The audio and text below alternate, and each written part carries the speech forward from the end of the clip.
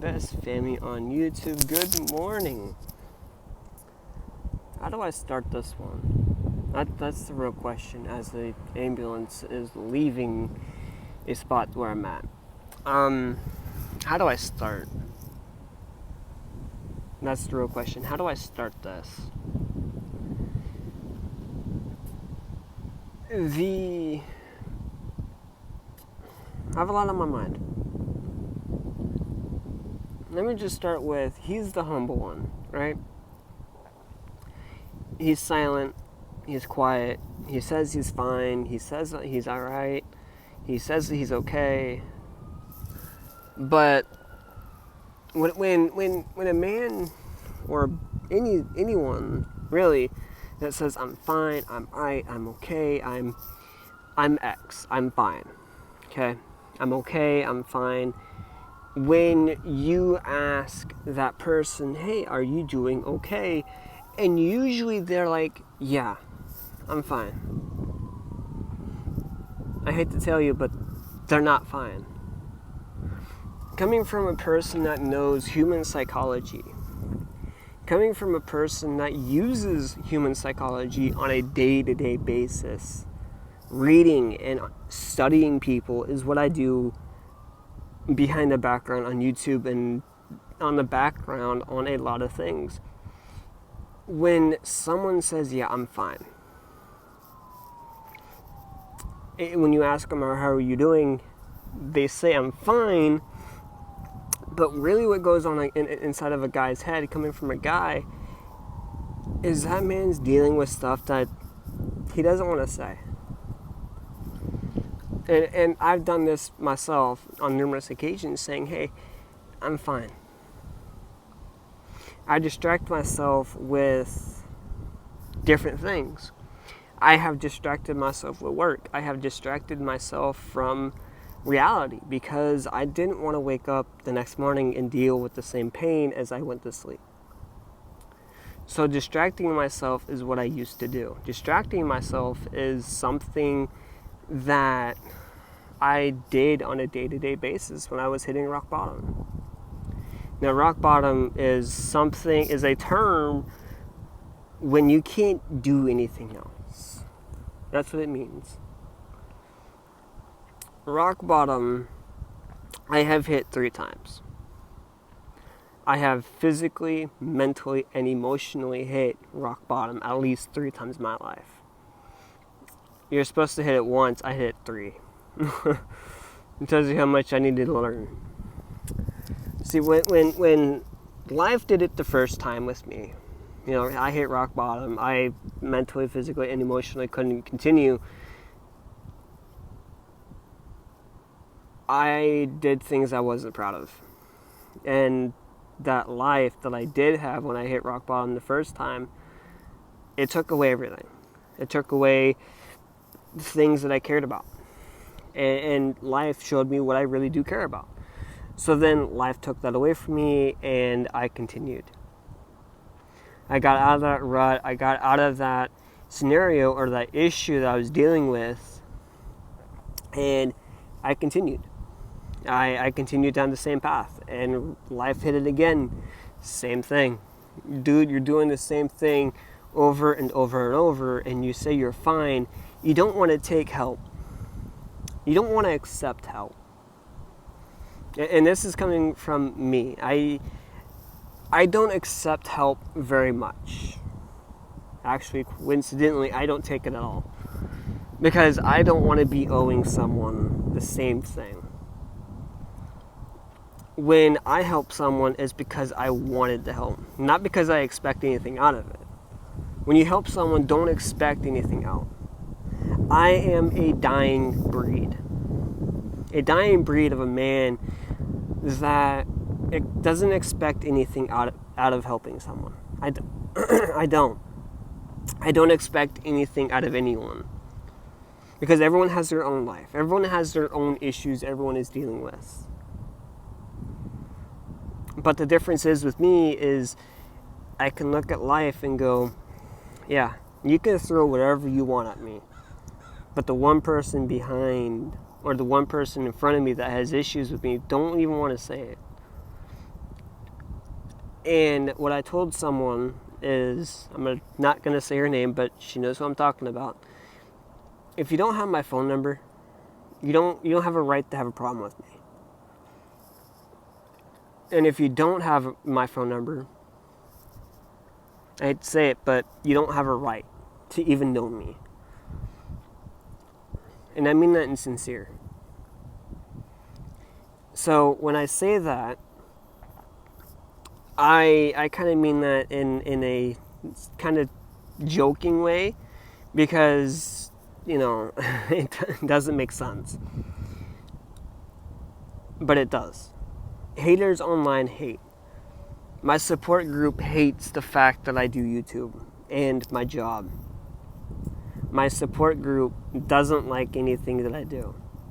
My family doesn't like anything that I do inside and out. Even if I was the president of the United States, my family would never be happy. And that's a sad reality. That's an accomplishment. That's something that they should be proud of. When I hit 2,000 subscribers, no one said I'm proud. No one said inside my house, I'm proud of you. No one. But knowing what I do for YouTube and my job, and doing things that I do on a day-to-day basis help someone, because I don't expect anything out of it. Blessing someone and blessing others is what I do. It's not money, it's not money. It's not giving someone financial stable. I'm not doing that. What I am doing is giving someone my time and my energy because I care. That's what it really comes down to. Because I used to say the same thing. I'm fine. I'm okay. I'm alright. And in reality, when a man says that, he's not okay. That man needs a hug. That man needs help. And he only wants help with one person, and one person only. That's either his wife, that's either whatever is pushing him to continue with life. And I've said that numerous times, where I said the same thing. I'm okay. I'm fine. I'll figure it out. It all means the same thing. I was dealing with demons inside my head that said, you can't continue. There is no way, no physical, no energy that you can continue. And what I told myself is, I'll figure it out. Knowing dang well I couldn't. Knowing dang well I could not figure this one out. But I figured it out. I got out of a rut that I was supposed to not be in, and I figured it out. And I gave life the middle finger, said good luck. Because no matter what you throw at me, I'm going to figure it out. I'm going to hit that curveball and say, you know what, you tried. You tried to hurt me. You tried to do X. You tried to do Y. You tried to do Z. And it doesn't work. But for most men, when people are doing this study, and I speak for a lot of men, that the trend goes, who do you call when you're at your lowest? Most men, actually all men, say no one. Why? Because they haven't found a person that they can be vulnerable with. That's the thing. Being vulnerable, being something and someone to something. When I was dealing with my identity, who am I supposed to be? When I was dealing with my identity, man, my neck is green. When I was dealing with my identity, trying to figure out who I'm supposed to be with, who I'm supposed to be, and why. I have dealt with this identity problem for as long as I can remember. Am I supposed to do X? Am I supposed to do Y? Am I supposed to do Z? What am I supposed to do? And I'm not going to get in religion. I'm not going to get into politics. I'm not going to get into anything. So I asked around. I was like, what am I supposed to do? And every single person has said the same thing. You're kind, you're loving, you're awesome, you have a kind spirit, you have kindness. But people see that as weak. So I started hiding that. I started to hide my kindness. I started to hide my love. I started to hide things that are me. And I started to build this persona where I was a biker. I was a bad biker. And that persona still stands to a certain point. So I built this persona. I built it, and it got me to the point where I am today. Building this persona up and living that. Because I didn't want to show people who I really was. I got scared to show people who I really am. And most people use that kindness, that love, and that kindness spirit that I have as they just use it and abuse it, and they go on to the next guy. So then I hit it. I hit that pretty hard. Most people looked at that and go, yeah, he's just a biker. Who cares? He's not soft. So I fit the persona. I fit that outlook, if you will. So I had it coming, or that judgment. I had that judgment coming, and I didn't care. But there was this one person that looked at me and goes, "You're not a biker. You're loving. You're kind, and you have a kind spirit." And she looked at that and goes, "Yeah, I could look through your persona. I could look through it, knocking every single wall down that I've ever built. 15 years of 15 years of building my persona, and she tears it down in 5 seconds and saying, I know who you are. I can see through your persona. I can see through your eyes. I can see your soul. I can see your heart, and it's damaged. And you have picked up the pieces to your heart. I have repaired my heart so many stinking times. And yet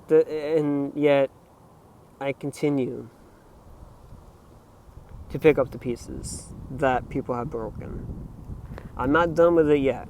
There's still a few pieces I have to pick up before I'm 100% complete. And that's that's not physical. That's metaphorically speaking. But again, when a man says I'm fine, when a man says I'm okay, I'll figure it out. Just randomly go up to him and hug him from behind.